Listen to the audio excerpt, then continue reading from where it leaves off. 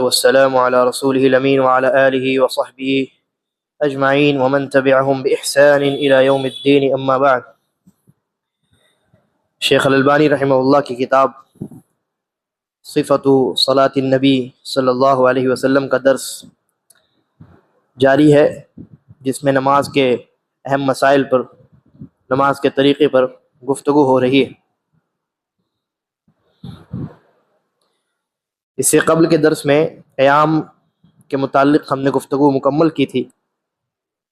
اب اس کے بعد یہ ہے، قیام کے بعد جتنے ارکان ہیں، یعنی انسان قیام کے بعد رکوع کرتا ہے، رکوع کے بعد پھر قیام کرتا ہے، پھر اس کے بعد سجدے کرتا ہے، سجدوں کے درمیان بیٹھتا ہے، اور دو سجدوں کے درمیان بھی دوسری اور آخری رکعت میں بیٹھتا ہے. تو ان سجدوں، ان ارکان کے درمیان جو مناسبت ہوگی وہ یہ ہوگی کہ یہ سب کے سب آپس میں قریب قریب ہوں گے، یعنی لمبائی میں. شیخ الالبانی فرماتے ہیں وَمِنَ السُّنَّةِ أَن يُسَوِّيَ بَيْنَ الْأَرْكَانِ فِي الطُّولِ، کہ سنت یہ ہے، بلکہ سنت جس سنت کو بیان کر رہے ہیں، کہتے ہیں کہ سنت یہ ہے کہ انسان ارکان جتنے ہیں ان کی لمبائی میں برابری کرے. تو یہ برابری اصل مراد نہیں ہے، بلکہ مراد یہ ہے کہ وہ متقارب ہوں، یعنی ایسا نہ ہو کہ ایک رکن بہت لمبا ہو گیا اور دوسرا رکن بہت چھوٹا ہو گیا. برابر تو ارکان نہیں ہو سکتے، ظاہر ہے قیام لمبا ہوگا اور رکوع قیام سے چھوٹا ہوگا، ہے نا. لیکن یہاں اصل مراد یہ ہے کہ ایسا نہ ہو کہ قیام حد درجہ لمبا ہے اور رکوع جو ہے بہت ہی معمولی مختصر ہے. تو یہ آپس میں قریب قریب ہو لمبائی میں، یہ مراد. فَيَجْعَلَ رُكُوعَهُ وَقِيَامَهُ بَعْدَ الرُّكُوعِ وَسُجُودَهُ وَجِلْسَتَهُ بَيْنَ السَّجْدَتَيْنِ قَرِيبًا مِنَ السَّوَاءِ.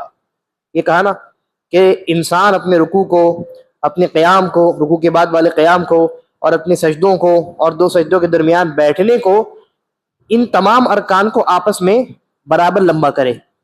تو یہاں برابر سے مراد کیا ہے؟ یعنی قریب قریب، بہت لمبا اور بہت مختصر ایسا نہ ہو، بلکہ اگر انسان لمبی نماز پڑھ رہا ہے تو تمام ارکان کو لمبا کرے، اگر انسان مختصر نماز پڑھ رہا ہے تو تمام ارکان کو مختصر کرے، یہ مراد، اور یہ سنت ہے. آگے فرماتے ہیں وَلَا يَجُوزُ أَن يَقْرَأَ الْقُرْآنَ فِي الرُّكُوعِ. ہاں، پچھلے درس میں ہم نے رکوع پر بھی بات کی تھی، ہے نا، کہ رکوع میں انسان جب جائے تو اپنے ہاتھوں کو لمبا کرے، اپنے گھٹنوں کو پکڑے، اور جب گھٹنوں کو پکڑے تو سنت یہ ہے کہ اس کی انگلیاں کھلی ہوئی ہوں. اور کامل ترین رکوع یہ ہے کہ انسان کے سر اور انسان کی پیٹھ ایک ہی لیول میں ہو. اب اس کے بعد فرماتے ہیں وَلَا يَجُوزُ أَن يَقْرَأَ الْقُرْآنَ فِي الرُّكُوعِ وَلَا فِي السُّجُودِ، کہ انسان کے لیے جائز نہیں ہے کہ وہ رکوع میں اور سجدوں میں قرآن مجید کی تلاوت کرے. کوئی انسان رکوع میں گیا اور رکوع میں سورۃ الناس پڑھنا شروع کر دیا، سورۃ الفلق پڑھنا اس نے شروع کر دیا، تو یہ درست نہیں ہے. خاص نبی اکرم صلی اللہ علیہ وسلم کی حدیث وارد ہے جس میں آپ نے منع فرمایا ہے، بلکہ حدیث کے جو الفاظ ہیں اس میں یہ ہے کہ الا وانی نہیت، کہ خبردار مجھے منع کیا گیا ہے کہ میں رکوع اور سجدوں میں قرآن مجید کی تلاوت کروں. تو رکوع میں اور سجدوں میں قرآن مجید کی تلاوت انسان کو نہیں کرنی چاہیے. تو کیا کرنا چاہیے؟ رکوع اور سجدوں میں اسی حدیث میں آگے ہے، کہا وَأَمَّا الرُّكُوعُ فَعَظِّمُوا فِيهِ الرَّبَّ، کہ جہاں تک رکوع کی بات ہے تو اس میں اپنے رب کی عظمت بیان کرو، کہو سبحان ربی العظیم. اور جہاں تک سجدے کی بات ہے تو اس میں اپنے رب کی بلندی بیان کرو اور کہو سبحان ربی الاعلیٰ، کہ میں اپنے بلند و بالا رب کی تسبیح بیان کرتا ہوں. اور سجدے میں انسان کے لیے یہ مشروع ہے، یہ جائز ہے کہ وہ دعا کرے، اس لیے کہ بندہ اپنے رب سے سب سے زیادہ قریب سجدوں میں ہوتا ہے. تو سجدوں میں نبی اکرم صلی اللہ علیہ وسلم دعا کیا کرتے تھے، تو انسان کو چاہیے کہ وہ سجدوں میں دعاؤں کا اہتمام کرے، اور دعا عربی زبان میں ہو. اصلاً پوری نماز عربی زبان میں ہے، سورۃ الفاتحہ سے لے کر السلام علیکم ورحمۃ اللہ تک پوری نماز عربی زبان میں، تو یہ دعا بھی عربی زبان میں ہونی چاہیے. اگر انسان کو عربی زبان نہیں آتی لیکن عربی میں نبی صلی اللہ علیہ وسلم سے منقول کچھ دعائیں اس کو یاد ہیں، جامع ترین دعائیں، جیسے ربنا آتنا فی الدنیا ہے، یا اللہم انی اسألک الہدی والتقی والعفاف والغنی ہے نا. تو بے شمار دعائیں نبی اکرم صلی اللہ علیہ وسلم سے وارد ہیں. اور بعض علماء نے لکھا ہے، بیان کیا ہے کہ انسان کی کوئی بھی حاجت، کوئی بھی ضرورت ہو، نبی اکرم صلی اللہ علیہ وسلم سے منقول کوئی نہ کوئی ذکر، کوئی نہ کوئی دعا آپ کو مل ہی جائے گی. تو اگر عربی زبان نہیں آتی ہے تو اللہ کے نبی صلی اللہ علیہ وسلم کی کسی دعا کو یاد کر لیجئے اور اس دعا کا اہتمام آپ سجدے میں کر سکتے ہیں. ہاں، اگر کسی انسان کو نہ ہی عربی زبان آئے، نہ وہ انسان اسے کوئی دعا یاد ہو عربی میں اور اس کو دعا کرنی ہے، تو یہاں مجبوری والی صورتحال ہے، اور ایسی صورتحال میں انسان اپنی زبان میں بھی دعا کر سکتا ہے. لیکن یہاں پر علماء نے یہ بات کہی، احتیاطی زاویے سے بات کہی ہے کہ فرض میں انسان اپنی زبان میں دعا کرنے سے بچے. گرچہ تفریق کرنے کی کوئی دلیل نہیں ہے، لیکن احتیاطاً، کیونکہ اگر فرض نماز باطل ہو گئی تو انسان مشکل میں پڑ جائے گا نا. تو اس لیے فرض نماز میں انسان اپنی زبان میں دعا نہ کرے تو ہی بہتر ہے. لیکن کوئی کر لیتا ہے تو ہم یہ نہیں کہیں گے تم نے غلط کام کیا، تمہاری نماز باطل، ایسا نہیں. لیکن ہم کہیں گے احتیاط اسی میں ہے کہ فرض نماز میں اپنی زبان میں دعا کرنے سے جہاں تک ہو سکے انسان بچنا چاہیے انسان کو. اس کے بعد فرماتے ہیں ثم يرفع صلبه من الركوع، اس کے بعد رکوع سے اپنی پیٹھ کو اٹھائے. وهذا رکن، اور یہ رکن ہے. کیا رکن ہے؟ رکوع سے اپنی پیٹھ کو اٹھانا، یہ رکن ہے. آپ نے بہت سارے لوگوں کو دیکھا ہوگا کہ رکوع میں گئے اور رکوع کے بعد اپنی پیٹھ کو تھوڑا سا اٹھایا اور فوراً سجدے میں چلے گئے، ہے نا. رکوع میں ہے اور رکوع سے، بلکہ بہت سارے لوگوں کو میں نے دیکھا رکوع میں ہے اور سجدے میں چلے گئے. خاص کر کے حنفی مساجد میں آپ جائیے، عشاء کی نماز میں سب سے زیادہ آپ کو یہ چیز دیکھنے کو، 17 رکعتیں پڑھتے ہیں نا وہ لوگ، تو اپنے آپ کو انہوں نے اپنے آپ پر ایک طریقے سے انہوں نے یعنی بوجھ قائم کر لیا ہے اپنے لیے کہ 17 رکعتیں پڑھنی ہی پڑھنی ہیں، اور 17 رکعتوں کو پرانے کے چکر میں نمازیں ان کی ضائع ہوتی ہیں. تو رکوع سے اٹھیے، پہلے اپنی پیٹھ کو مکمل طور پہ اٹھائیے، یہ رکن ہے نماز کا. اگر یہ رکن آپ نے چھوڑ دیا تو پوری کی پوری نماز باطل.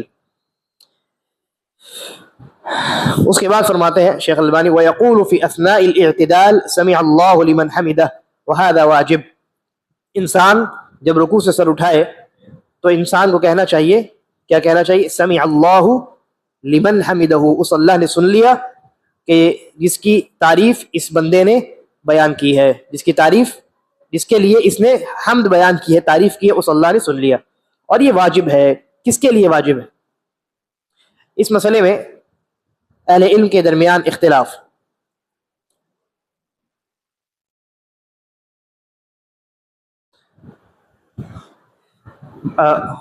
کچھ علماء یہ کہتے ہیں کہ اگر جماعت ہے، اگر منفرد ہے، کوئی انسان اکیلے نماز پڑھ رہا ہے تو وہ تو سمع اللہ لمن حمدہ کہے گا، اور جیسا کہ آگے بات آنے والی ہے اس کے بعد ربنا ولک الحمد کہے گا.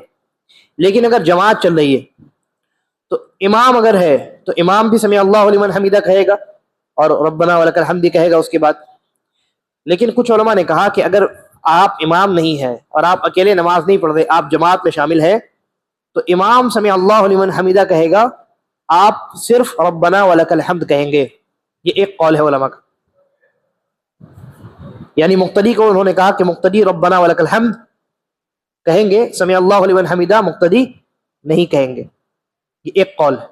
اور دوسرا قول ہے کہ جس طرح امام سمع اللہ لمن حمدہ کہے گا اور اس کے بعد ربنا ولک الحمد کہے گا، اسی طرح مقتدی بھی سمع اللہ لمن حمدہ کہیں گے اور ربنا ولک الحمد کہیں گے. اور یہ دوسرا قول زیادہ مضبوط ہے. شیخ البانی بھی اسی کے قائل ہیں. اور اس موقف پر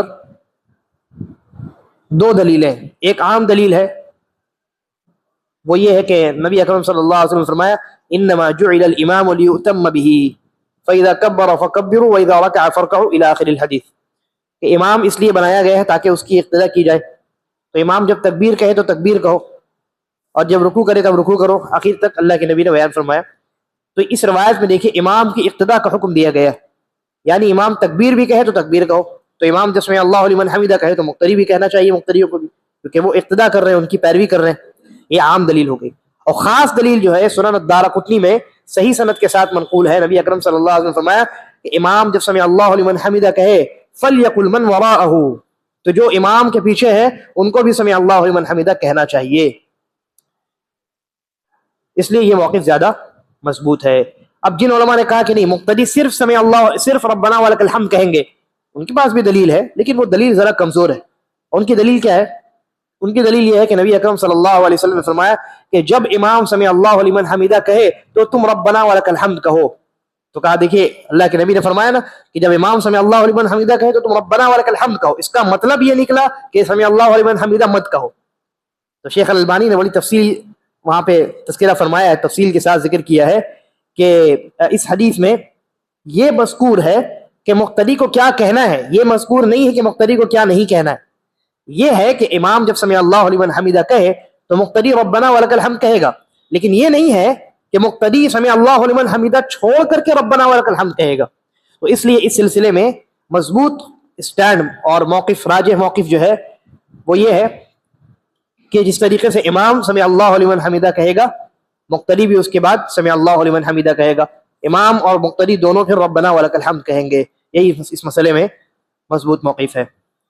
فرماتے ہیں وَيَرْفَعُ يَدَيْهِ عِنْدَ الْاِعْتِدَالِ عَلَى الْوُجُوهِ الْمُتَقَدِّمَةِ، کہ جب امام یا مقتدی یا منفرد مصلی نمازی جو ہے جب رکوع سے اٹھے گا تو رکوع سے اٹھنے کے بعد وہ اپنے دونوں ہاتھوں کو اٹھائے گا۔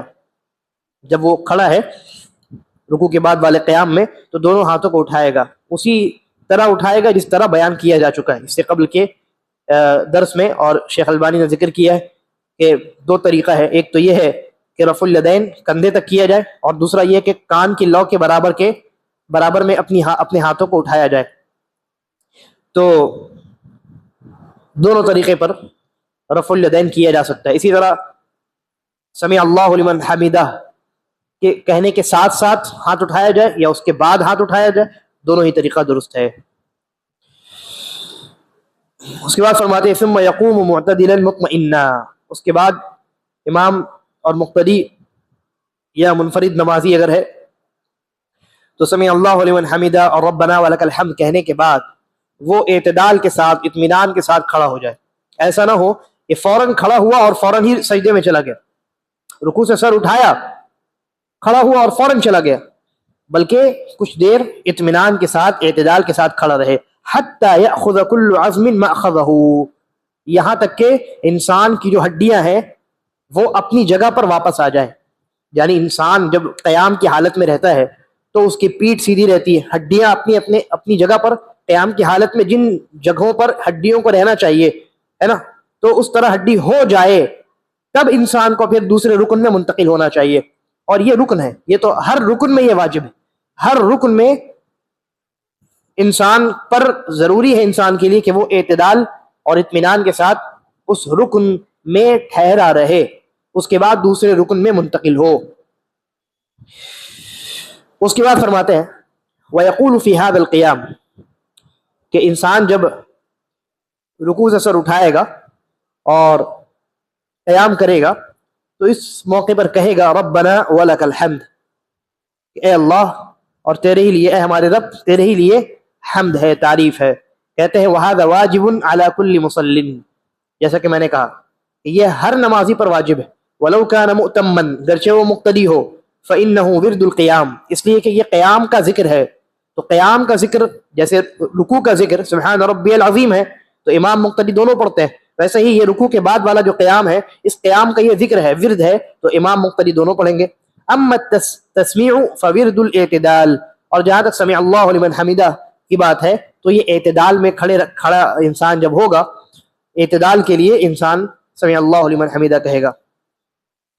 اور حقیقت یہ ہے کہ نبی اکرم صلی اللہ علیہ وسلم سے کئی طرح کے الفاظ ثابت، ربنا ولک الحمد ثابت ہے، اور ربنا لک الحمد بھی ثابت ہے بغیر واو کے، اسی طرح اللہم ربنا لک الحمد بھی ثابت ہے، اے اللہ اے ہمارے رب تیرے لیے حمد ہے، اور اللہم ربنا ولک الحمد بھی ثابت ہے کہ اے اللہ اے ہمارے رب اور تیرے لیے حمد ہے۔ بلکہ اس کے علاوہ مزید اس میں اور اضافہ بھی ثابت ہے، ربنا ولک الحمد حمدا کثیرا طیبا مبارکا فیہ، تو یہ بھی ثابت ہے۔ لیکن کم سے کم انسان کو ربنا لک الحمد یا ولک الحمد کہنا ضروری ہے انسان کے لیے. اتنا کہنا، کم سے کم اتنا کہنا کیا ہے؟ واجب ہے. نماز کے واجبات میں سے ایک اہم واجب ہے. زیادہ انسان کہے گا تو زیادہ ثواب ملے گا، لیکن کم سے کم اتنا کہنا ضروری. اس سے کم نہیں کہہ سکتا. اگر کوئی کہے گا الحمدللہ، نہیں چلے گا. کم سے کم اتنا کہنا ضروری ہے، ربنا لک الحمد یا ولک الحمد. اور اگر چاہے تو کہے اللہم ربنا ولک الحمد یا اللہم ربنا لک الحمد، یا مزید اضافہ کرے اللہم ربنا لک الحمد حمدا کثیرا طیبا مبارکا فیہ. یا اس موقع پر نبی اکرم صلی اللہ علیہ وسلم سے اور بھی الفاظ ثابت ہیں، جیسے اللہم لک الحمد ملء السماوات وملء الارض وملء ما شئت من شیء بعد اہل الثناء والمجد. لمبی یہ الفاظ ہیں، جملے اور ہے اس میں. آپ اس دوسری والی دعا کو حسن المسلم میں دیکھ سکتے ہیں، وہاں منقول ہے.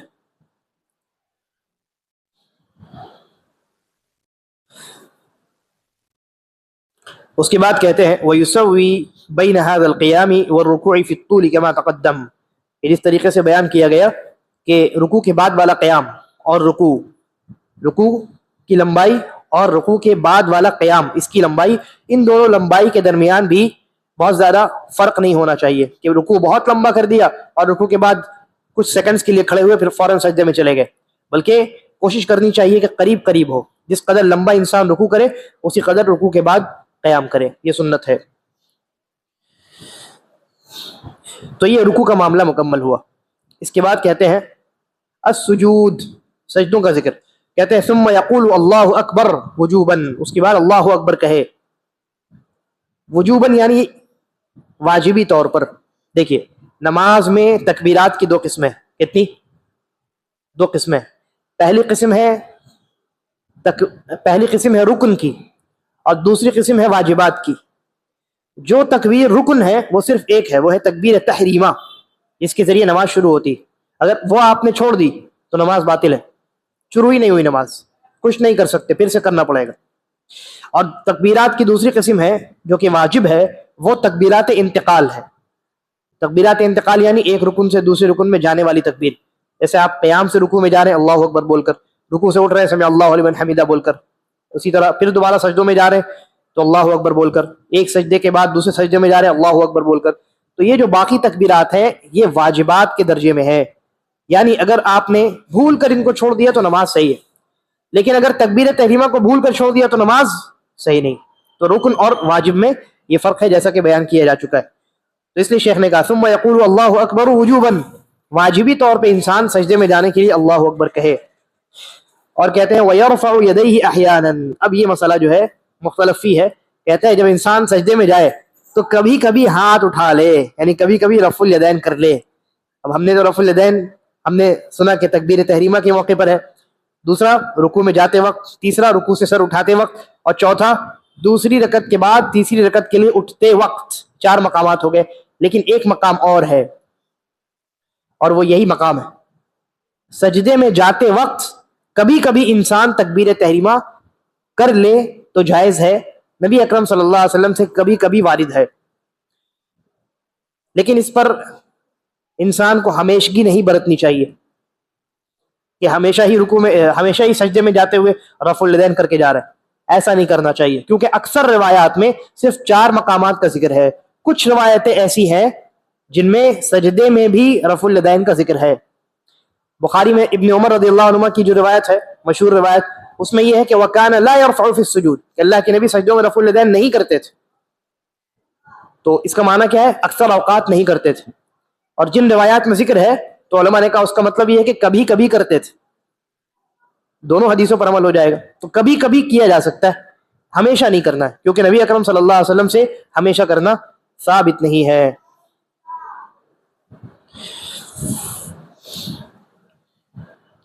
اچھا اس کے بعد کہتے ہیں الخروع ثم يخر الى السجود على يديه. اب انسان رکوع کے بعد کھڑا ہو گیا، اب اس کے بعد سجدے میں جا رہا ہے. تو سجدے میں جب جائے گا تو زمین پر پہلے کیا رکھے گا، ہاتھ یا گھٹنا؟ تو شیخ البانی فرماتے ہیں ثم يخر الى السجود على يديه. انسان جب سجدے میں گرے گا تو اپنے ہاتھوں کے بل گرے گا. یضعہما قبل رکبتیہ، اور ہاتھوں کو گھٹنوں سے پہلے رکھے گا. بہذا امر رسول اللہ صلی اللہ علیہ وسلم، اسی بات کا اللہ کے نبی نے حکم دیا ہے. وهو الثابت عنہ من فعلہ صلی اللہ علیہ وسلم، اور اللہ کے نبی کے عمل سے بھی یہی ثابت ہے. ونہى عن التشبہ ببروک البعیر، اور اللہ کے نبی نے اونٹ کی طرح بیٹھنے سے منع کیا ہے. اور اونٹ کیسے بیٹھتا ہے؟ وهو انما يخر على ركبتيه اللتين هما في مقدمتيه، کہ اونٹ جو ہے، اونٹ پہلے اپنے آگے والے حصے کو، گھٹنوں کو زمین پر رکھتا ہے، اپنے گھٹنوں کو زمین پر رکھتا ہے. تو اللہ کے نبی نے کہا اونٹ کی طرح نہ بیٹھنا، لہذا پہلے ہاتھ رکھنا. یہ مسئلہ جو ہے کہ جب انسان سجدے میں جائے تو پہلے اپنے ہاتھ کو زمین پر رکھے یا اپنے گھٹنوں کو پہلے زمین پر رکھے، یہ مسئلہ اہل علم کے درمیان مختلف فی ہے اور شدید اختلاف پایا جاتا ہے، شدید قسم کا اختلاف. اور اختلاف کی وجہ یہ ہے کہ حدیثیں جو ہے نا نبی اکرم صلی اللہ علیہ وسلم سے لگ بھگ دونوں طریقے سے وارد ہے، لگ بھگ دونوں طریقے سے وارد ہے. اور یہاں اصل مسئلہ جو ہے وہ یہ ہے کہ اللہ کے نبی صلی اللہ علیہ وسلم نے اونٹ کی طرح بیٹھنے سے منع فرمایا. اب اہل علم کے درمیان اسی میں سب سے بنیادی اختلاف کہ اونٹ پہلے اپنے ہاتھ رکھتا ہے یا اپنے پہلے گھٹنوں کو رکھتا ہے، اسی میں اختلاف ہو. اونٹ پہلے زمین پر رکھتا کیا ہے؟ تو اب اگر آپ زیادہ تر لوگوں نے کہا، زیادہ تر علماء نے کہا کہ اونٹ جو ہے اپنے آگے والے اس کے جو دو، اب پیر کہہ لیجئے، ہاتھ کہہ لیجئے، کچھ بھی کہہ لیجئے، اپنے آگے والے دونوں ہاتھوں کو، ہاتھ کہہ لیجئے، وہ زمین پر پہلے رکھتا ہے. تو اس لیے ہم کو پہلے گھٹنے رکھنے چاہیے، ٹھیک ہے. اور شیخ البانی نے کہا کہ وہ جو آگے والے جو ہے وہ ہاتھ ہے، اصل میں وہ گھٹنے ہیں، تو اس نے گھٹنا پہلے رکھا تو ہمیں ہاتھ پہلے رکھنے چاہیے، سمجھ گیا. اور بعض علماء نے کہا کہ وہ ہے ہاتھ ہی، لیکن اگر آپ غور کیجئے گا تو اونٹ اپنے آگے والے حصے میں، آگے والے حصے پر، یعنی جس کو آپ ہاتھ کہہ رہے ہیں، اس پر وہ زمین پر تو ٹچ کرتا ہے لیکن مکمل طور پہ اس کے ذریعے سے بیٹھتا نہیں ہے، بلکہ کیا کرتا ہے اونٹ آگے والے حصے کو ذرا فولڈ کرتا ہے، پھر پیچھے والا حصہ جس کو آپ گھٹنا کہیں پورا زمین سے لگا دیتا ہے. تو زمین سے پہلے کیا لگا؟ پیچھے والا گھٹنا. جب پیچھے والا حصہ مکمل زمین سے لگا دیتا ہے، یعنی کمر کے ذریعے پورا بیٹھ جاتا ہے، گھٹنا زمین سے ٹچ ہو جاتا ہے، تب آگے والے حصے کو جو ہاف فولڈ اس نے کیا تھا وہ کمپلیٹ فولڈ کرتا ہے. تو پھر علماء نے کہا کہ نہیں، تب افضل یہی ہے کہ انسان جو ہے پہلے اپنے ہاتھوں کو رکھے، کیونکہ اونٹ نے اپنا پورا حصہ پیچھے والا پہلے رکھا ہے. تو اہل علم کے درمیان کافی اختلاف ہے اس مسئلے میں. حدیث ایک ہی ہے، سمجھنے میں کافی اختلاف، اور حدیث صحیح بھی ہے. ایک روایت جو ہے بہت واضح ہے، اس میں اللہ کے نبی صلی اللہ علیہ وسلم نے فرمایا کہ اونٹ کی طرح مت بیٹھو، ٹھیک ہے، اور کہا کہ فَلْيَضَعْ يَدَيْهِ قَبْلَ رُكْبَتَيْهِ، انسان کو چاہیے کہ پہلے اپنے ہاتھ رکھے گھٹنا رکھنے سے پہلے، ٹھیک ہے. تو حدیث صحیح ہے اور حدیث کے صحیح ہونے میں کوئی اختلاف نہیں ہے. تو اس حدیث کو سامنے رکھیے گا تو پہلے ہاتھ رکھنے کا ذکر ہے. لیکن امام ابن القیم وغیرہ نے کہا کہ نہیں، حدیث تو صحیح ہے لیکن راوی کو بیان کرنے میں غلطی ہو گئی. اس کو کہنا چاہیے تھا فَلْيَضَعْ رُكْبَتَيْهِ قَبْلَ يَدَيْهِ، کہ پہلے اپنے گھٹنوں کو رکھو اور اس کے بعد اپنے ہاتھ کو رکھو، کیونکہ ان کے حساب سے، امام ابن القیم کے حساب سے، اونٹ پہلے اپنے ہاتھ کو رکھتا ہے تو اس کا الٹا کرنا ہے. خیر، تو یہ مسئلہ جو ہے ایسا مسئلہ ہے جس میں وسعت ہے، یعنی انسان جس موقف پر مطمئن ہو جائے دلیلوں کی روشنی میں تو اس موقف کو اختیار کر سکتا ہے، اس موقف کو اختیار کر سکتا ہے. اور جہاں تک میری تحقیق ہے وہ یہ ہے کہ اس مسئلے میں شیخ الالبانی کا موقف درست ہے، اور انسان کو چاہیے کہ وہ پہلے اپنے ہاتھوں کو رکھے اس کے بعد گھٹنوں کو رکھے. لیکن کوئی انسان اگر پہلے گھٹنا رکھتا ہے اس کے بعد ہاتھ رکھتا ہے تو ہم اس کو یہ نہیں کہیں گے کہ آپ نے غلطی کر دی. اگر وہ تحقیق کی بنا پر کرتا ہے یا کسی بڑے عالم کے فتوے کی بنیاد پر کرتا ہے، جیسا کہ شیخ بن باز رحمہ اللہ اور شیخ ابن عثیمین رحمہ اللہ، ان دونوں علماء کا فتویٰ ہے کہ پہلے گھٹنا رکھو، جبکہ شیخ الالبانی اور بہت سارے علماء ان کا فتویٰ ہے کہ نہیں، پہلے ہاتھ رکھو. تو کوئی انسان اگر پہلے گھٹنا رکھے تو بھی درست ہے، کوئی انسان اگر پہلے ہاتھ رکھے تو بھی درست ہے۔ مسائل جو ہیں، کچھ مسائل ایسے ہوتے ہیں جو اجتہادی مسائل ہوتے ہیں، اجتہادی مسائل ہوتے ہیں، یعنی اس میں کوشش کر کے علماء حق تک پہنچنے کی کوشش کرتے ہیں، لیکن اس لیے کوشش کی ضرورت پڑتی ہے کیونکہ اس میں جو دلیل ہے وہ دلیل اس قدر واضح نہیں ہوتی کہ معاملہ بالکل کلیئر ہو جائے، کچھ نہ کچھ ابہام، پوشیدگی رہتی ہے۔ اس طرح کے مسائل میں انسان کو شدت اختیار نہیں کرنی چاہیے، اس طرح کے مسائل میں وسعت ہوتی ہے، یہ انہی مسائل میں سے ہے، یہ انہی مسائل میں سے ہے۔ تو جیسا کہ میں نے کہا کہ مسئلے کو باریک بینی سے دیکھنے کے بعد اور علماء کی زبانی اس مسئلے کو اچھی طرح سننے کے بعد مجھے جو لگتا ہے کہ یہ کام افضل ہے وہ یہ ہے کہ پہلے ہاتھ انسان رکھے اور اس کے بعد گھٹنا رکھے۔ اس کے بعد فرماتے ہیں فَإِذَا سَجَدَ وَهُوَ رُكْنٌ، کہ جب انسان سجدہ کرے، اور سجدہ کیا ہے؟ رکن ہے، اعتمد علی کفیہ وبسطہما، تو اپنے دونوں ہتھیلی کو زمین پر رکھے اور تب سجدہ کرے، اور دونوں ہتھیلیوں کو ایسے سٹا کر کے نہیں رکھے زمین پر، بلکہ دونوں ہتھیلیوں کے درمیان جگہ ہونی چاہیے جہاں انسان اپنے سر کو رکھے گا۔ وَيَضُمُّ أَصَابِعَهُمَا، اور سجدے میں رکوع کا الٹا کرے گا، تو سجدے میں کیا کرے گا؟ انگلیوں کو جوڑ لے گا۔ رکوع میں انسان جب جائے گا، گھٹنا پکڑے گا تو انگلیاں پھیلی ہوئی ہوں گی، اور ان پھیلی ہوئی انگلیوں سے وہ اپنے گھٹنوں کو پکڑے گا، لیکن سجدے میں جب جائے گا تو سنت یہ ہے کہ اپنی انگلیوں کو جوڑ لے گا، انگلیوں کے بیچ میں جگہ نہیں چھوڑے گا، اور اس طرح سے اپنے ہاتھ کو زمین پر رکھے گا، اس طرح سے، ایسے نہیں رکھے گا، سنت یہ۔ وَيَجْعَلُ كَفَّيْهِ حَذْوَ مَنْكِبَيْهِ، اب یہ ہاتھ جو زمین پر رکھے گا تو کہاں پر رکھے گا؟ کہا کہ اپنے کاندھوں کے برابر میں اپنے ہاتھ کو رکھے گا۔ وَتَارَةً يَجْعَلُهُمَا حَذْوَ أُذُنَيْهِ، اور کبھی کبھی چاہے تو اپنے کان کے لیول میں بھی اپنے دونوں ہاتھوں کو رکھ سکتا ہے۔ وَيَرْفَعُ ذِرَاعَيْهِ عَنِ الْأَرْضِ وُجُوبًا، اور اس کی جو ذرا مطلب یہ پوری ہڈی، ایلبو تک کی جو ہڈی ہے اس کو ہم ذرا کہتے ہیں، اس ہڈی کو واجبی طور پر زمین سے اٹھا کر کے رکھے گا، ایسے پورا بچھا نہیں دے گا، کیونکہ نبی اکرم صلی اللہ علیہ وسلم نے ایک حدیث میں منع فرمایا، اور بعض علماء کے نزدیک یہ مسنون عمل ہے، لیکن شیخ البانی نے کہا کہ یہ واجب ہے اٹھا کر کے رکھنا۔ وَلَا يَبْسُطُهُمَا وَسْطَ الْكَلْبِ، جس طرح کتا اپنے دونوں ہڈی کو بچھا دیتا ہے زمین پر، تو ویسے سجدے میں آپ کو اپنے دونوں ہاتھوں کو بچھانا نہیں، بلکہ صرف ہتھیلی زمین پر ٹچ رہے گی، زمین سے ٹچ رہے گی، اور باقی پورا حصہ اٹھا ہوا رہے گا۔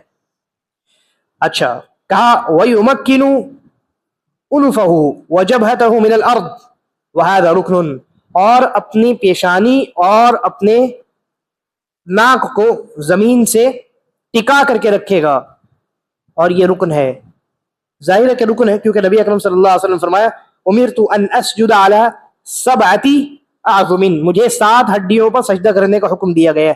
پہلی ہڈی ہے پیشانی اور ناک، یہ دونوں ملا کر کے ایک ہڈی، اس کے بعد ہاتھ تو 3 ہو گئے، دونوں ہاتھ 3 ہو گئے، اس کے بعد دونوں گھٹنے تو 5 ہو گئے، اور پیر کی انگلیوں والا حصہ تو 7 ہو گئے، 5 اور 2 7، ان 7 ہڈیوں پر سجدہ کرنے کا حکم دیا گیا ہے۔ اور انسان جب اپنے ہاتھوں کو رکھے گا زمین پر تو انگلیاں اس کی قبلے کی طرف ہوں گی، ٹھیک ہے، دائیں یا بائیں، ایسے یا ایسے نہیں رکھے گا، بلکہ اپنی انگلیوں کو قبلے کی طرف انسان رکھے گا۔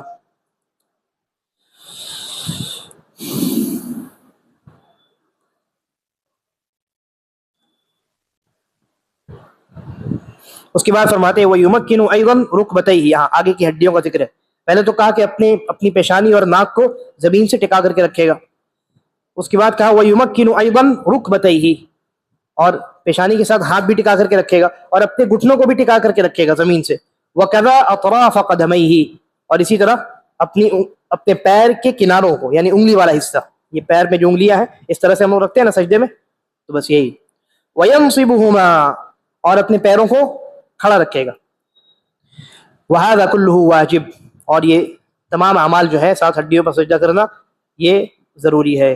وَيَسْتَقْبِلُ بِأَطْرَافِ أَصَابِعِهِمَا الْقِبْلَةَ، کہ پیر کی جو انگلیاں ہیں یا ہاتھ کی انگلیاں ہیں، ان دونوں انگلیوں کا رخ قبلے کی طرف کرے گا۔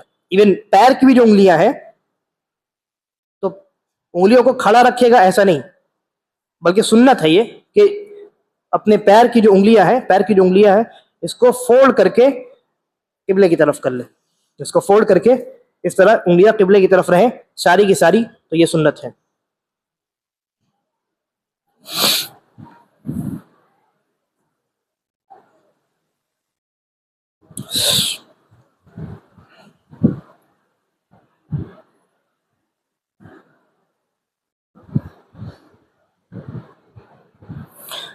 شیخ البانی نے ایک لفظ استعمال کیا وَيُمَكِّنُ, کہ سجدے میں انسان ان ساتوں ہڈیوں کو زمین سے ٹکا کر کے رکھے گا.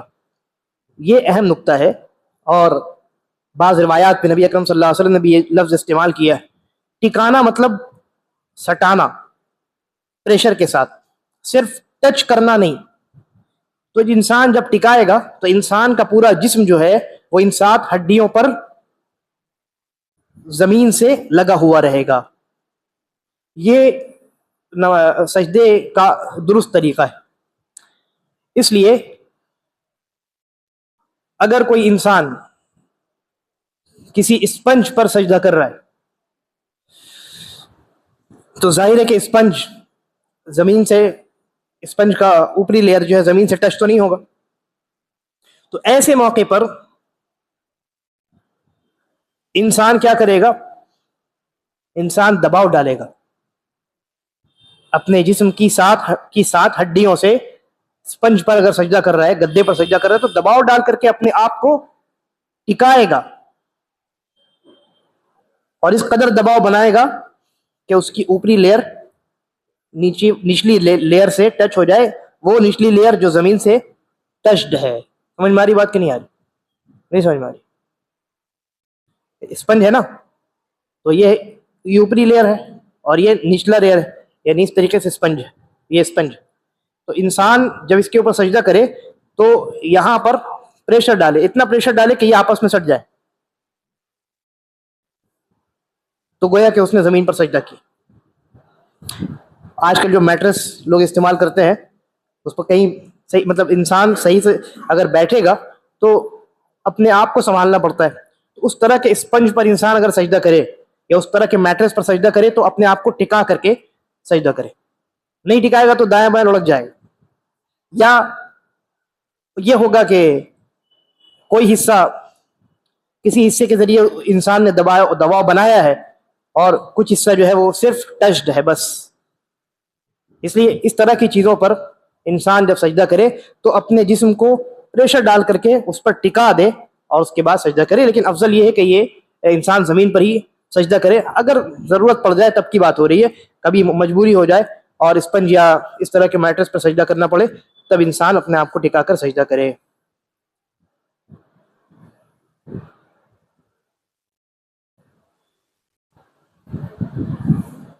اس کے بعد فرماتے ہیں وَيَرُصُّ عَقِبَيْهِ, وَيَرُصُّ عَقِبَيْهِ, سجدے میں ایک سنت یہ بھی ہے کہ انسان اپنے پیر کی دونوں ایڑیوں کو جوڑ کر کے رکھے. کیونکہ عائشہ رضی اللہ عنہ کی حدیث جیسا کہ مشہور ہے, اللہ کے نبی صلی اللہ علیہ وسلم رات کی نماز پڑھ رہے تھے اور اندھیرا تھا, تو حضرت عائشہ نے اللہ کے نبی کو ٹٹولنے کے لیے اپنا ہاتھ بڑھایا تو ان کا ہاتھ اللہ کے نبی صلی اللہ علیہ وسلم کی دونوں ایڑیوں پر پڑا. دونوں ایڑیوں پر ایک ہاتھ تبھی نہ پڑے گا جب دونوں ایڑیاں جڑی ہوئی ہیں. جب پیر کی دونوں ایڑیاں الگ الگ رہیں گی تو ایک ہی ایڑی پر ہاتھ پڑے گا. تو حضرت عائشہ نے جب ہاتھ بڑھایا تو دیکھا کہ دونوں ایڑیاں جو ہے وہ جڑی ہوئی ہیں. حضرت عائشہ کا ہاتھ اللہ کے نبی صلی اللہ علیہ وسلم کی دونوں ایڑیوں پر ایک ہی بار میں پڑ گیا. اس لیے علماء نے کہا کہ یہ سنت ہے کہ انسان اپنے دونوں پیروں کو جوڑ کر کے رکھے, دونوں پیروں کو جوڑ کر کے رکھے تاکہ اس کی ایڑیاں آپس میں جڑی رہیں. اس کے بعد کہا وَيَجِبُ عَلَيْهِ أَن يَعْتَدِلَ فِي سُجُودِهِ, اور سجدے میں بھی اعتدال یہ واجب ہے. اعتدال یعنی درمیانہ روی, یعنی انسان سجدے میں اتنی دیر رہے جتنی دیر میں انسان کی ہڈیاں سجدے میں جس پوسچر میں ہونی چاہیے اس پوسچر میں چلی جائیں. تو شیخ فرماتے ہیں وَذَلِكَ بِأَن يَعْتَمِدَ فِيهِ اعتمادا متساويا على جميع اعضاء سجوده, کہ سجدے میں اعتدال کیا ہے؟ انسان سجدے کے جو اعضاء ہیں 7 ہڈیاں جو ہیں ان ہڈیوں پر اعتماد کے ساتھ یعنی ٹک کر کے انسان سجدہ کر سکے, یہ سجدے میں اعتدال ہے. اور دیکھیے سجدے میں 7 ہڈیوں پر سجدہ کرنا ہے, اس کا مطلب یہ ہے کہ اگر ایک ہڈی بھی آپ نے زمین سے ٹچ نہیں کی تو سجدہ نہیں ہوگا. جیسے کوئی انسان سجدے میں گیا تو پیشانی لگا دی، ناک لگا دیا، دونوں ہاتھ لگا دیے، گھٹنے لگے ہوئے ہیں، دونوں پیر میں سے ایک پیر کھڑا کیا اس نے اور دوسرا پیر جو ہے اٹھا دیا، دوسرے پیر کو پہلے پیر پہ چڑھا لیا،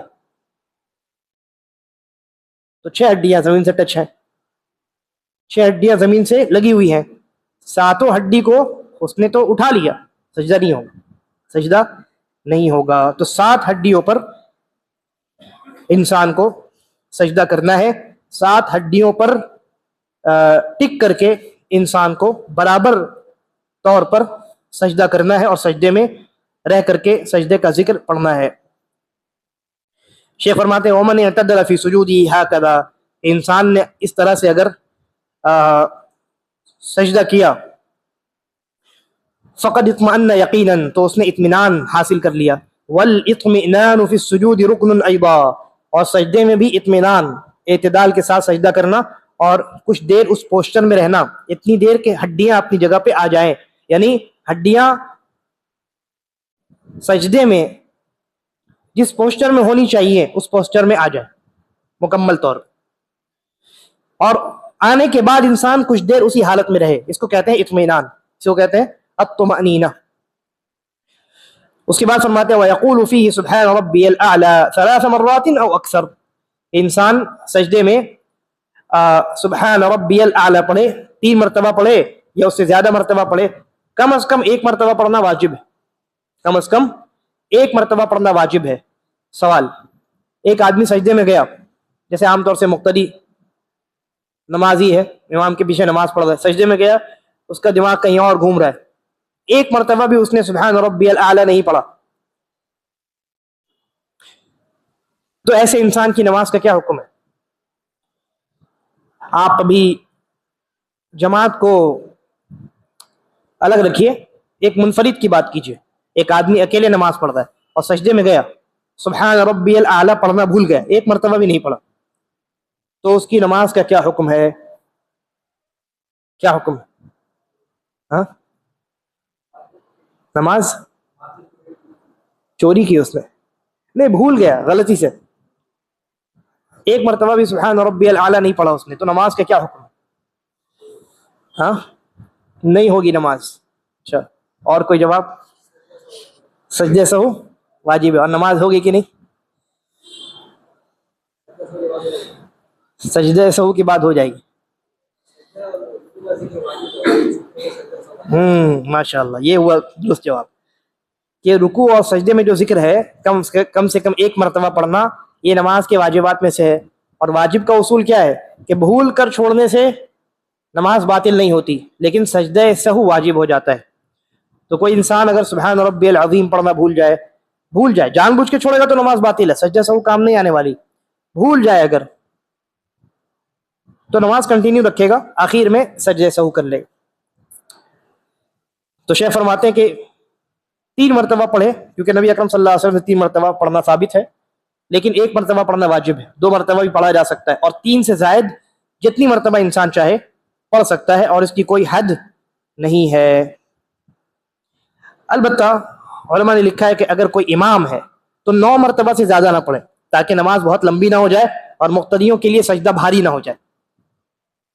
لیکن اگر مقتدیوں نے کہا کہ لمبا کیجیے، جیسے کہ محمدی مسجد میں شب قدر میں کہا جاتا ہے اماموں سے، ائمہ جو بھی نماز پڑھاتے ہیں، میں پڑھاتا ہوں، تو کہا جاتا ہے کہ رکوع اور سجدے جو ہے قیام کی طرح لمبا کیجیے، تو مقتدیوں نے کہا تو لمبا کر دینے میں کوئی حرج نہیں. لیکن عام طور سے جیسے عام نمازیں ہیں، ان نمازوں میں امام کو چاہیے کہ وہ 9 مرتبہ سے زیادہ نہ پڑھے، اس لیے نہیں کہ یہ سنت ہے، بلکہ سنت یہ ہے کہ امام نماز کو بھاری نہ بنائے. تو بھاری کیسے نہیں ہوگی نماز جب نماز کے اذکار میں بہت زیادہ مبالغہ نہ کیا جائے؟ تو اس لیے علماء نے کہا کہ 9 مرتبہ انسان اگر پڑھے، 10 مرتبہ بھی پڑھ سکتا ہے، کوئی حرج نہیں ہے، 8 مرتبہ بھی پڑھ سکتا ہے، ایک ایسی ہی تعداد متعین کر لی گئی ہے امام اگر ہے، تاکہ سجدہ جو ہے نہ بہت مختصر رہے نہ بہت لمبا سجدہ ہو، اعتدال والا سجدہ ہو. اس کے بعد کہتے ہیں وَيُسْتَحَبُّ أَن يُكْثِرَ الدُّعَاءَ فِيهِ فَإِنَّهُ مَظِنَّةُ الْإِجَابَةِ، جیسا کہ میں نے ذکر کیا کہ یہ مستحب ہے کہ سجدے میں انسان کثرت سے دعا کرے، اس لیے کہ یہ دعا قبول ہونے کا وقت ہے۔ وَيَجْعَلُ سُجُودَهُ قَرِيبًا مِّن رُكُوعِهِ فِي الطُّولِ كَمَا تَقَدَّمَ، اور جتنا لمبا اس نے رکوع کیا ہے لگ بھگ اسی کے بقدر اس کو چاہیے کہ وہ سجدہ بھی کرے۔ وَيَجُوزُ السُّجُودُ عَلَى الْأَرْضِ، زمین پر سجدہ کرنا جائز ہے۔ وَعَلَى حَائِلٍ بَيْنَهَا وَبَيْنَ الْجَبْهَةِ، اور اگر پیشانی اور زمین کے درمیان میں کوئی حائل آ جائے، جیسے کسی نے رومال بچھا لیا، کسی نے گمچھا بچھا لیا، ٹھیک ہے، تو کوئی حرج نہیں ہے۔ چٹائی کے اوپر آپ سجدہ کر رہے ہیں تو اس میں کوئی حرج نہیں ہے۔ البتہ بہت سارے فقہا نے یہ بات کہی ہے اور ان کا یہ قول بڑا مضبوط ہے کہ افضل یہی ہے کہ انسان سجدہ زمین پر کرے۔ البتہ اگر ضرورت محسوس ہو تو کسی بھی چیز کے اوپر سجدہ کیا جا سکتا ہے، لیکن ضرورت محسوس نہ ہو تو افضل یہی ہے کہ زمین پر سجدہ کرے۔ اس کے بعد کہتے ہیں وَلَا يَجُوزُ أَن يَقْرَأَ الْقُرْآنَ وَهُوَ سَاجِدٌ، اور انسان کے لیے جائز نہیں ہے کہ وہ سجدے کی حالت میں قرآن مجید کی تلاوت کرے۔ یہاں تک سجدے کے مسائل بیان ہوئے۔ اب اس کے بعد دو سجدوں کے درمیان بیٹھنے کے دو طریقوں کا بیان ہے۔ دو سجدوں کے درمیان بیٹھنے کے دو طریقے ہیں، اس کا بیان آئے گا، اور اس کے بعد آگے کے مسائل کا تذکرہ انشاءاللہ آئے گا۔ اللہ تعالی ہم تمام کو نماز اور دیگر تمام عبادتوں کو سنت کے مطابق عمل انجام دینے کی توفیق عطا فرمائے، اور ہمارا خاتمہ ایمان اور اسلام پر کرے۔ ھذا وباللہ التوفیق، وصلی اللہ وسلم علی نبینا محمد۔